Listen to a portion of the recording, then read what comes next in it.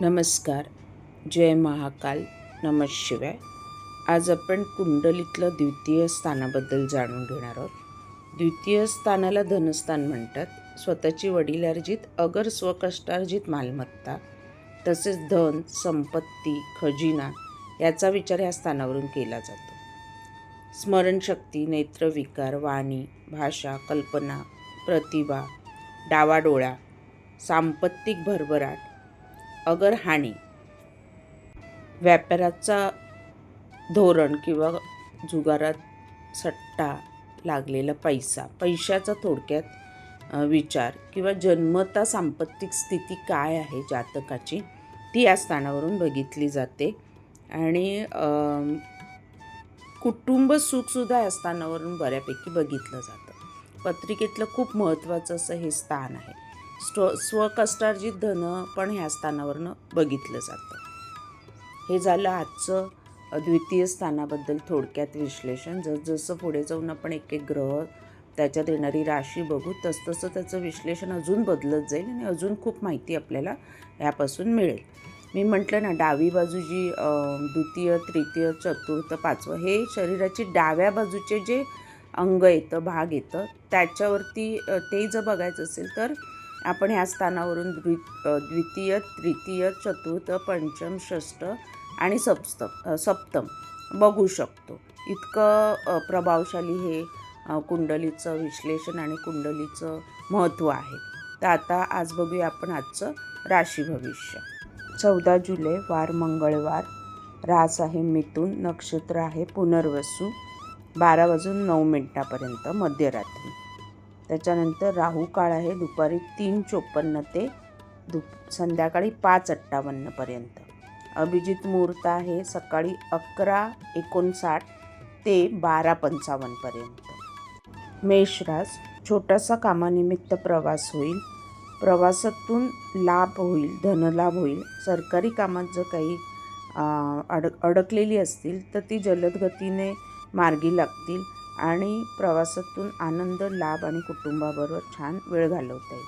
वृषभ रास, कामानिमित्त प्रवास करणार असेल तर जपून करावा. थोडासा त्रास होईल, उष्णतेचा त्रास होईल, सर्दी, खोकला आणि थोडंसं ताप आल्यासारखं वाटेल.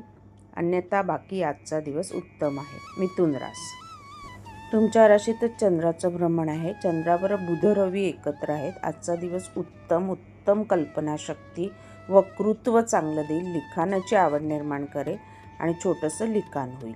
कर्क रास, भावंड, वडील किंवा कुटुंबातून जर काही पैशाचं येणं असेल ते आजच्या दिवशी होईल किंवा कोर्ट कचेरी काय असेल वास्तू संदर्भात घरातल्या तर त्याचा निर्णय लागेल आणि तो चांगला लागेल. आनंदाची बातमी मिळेल. सिंह रास, आज शिक्षणासाठी प्रवास होईल. नवीन शिकण्याची काही इच्छा असेल तर त्याचं ॲडमिशन घेतलं जाईल.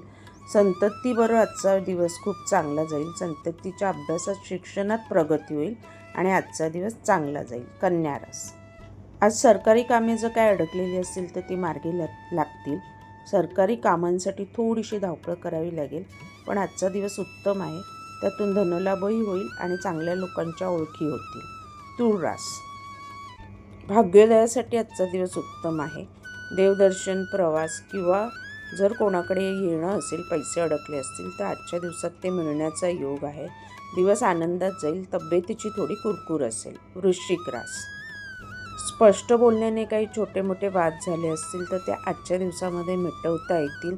ज्यांच्यावर वाद झाले त्या व्यक्ती समोर येतील आणि वाद मिटवले जातील. आजचा दिवस आनंदाचा जाईल.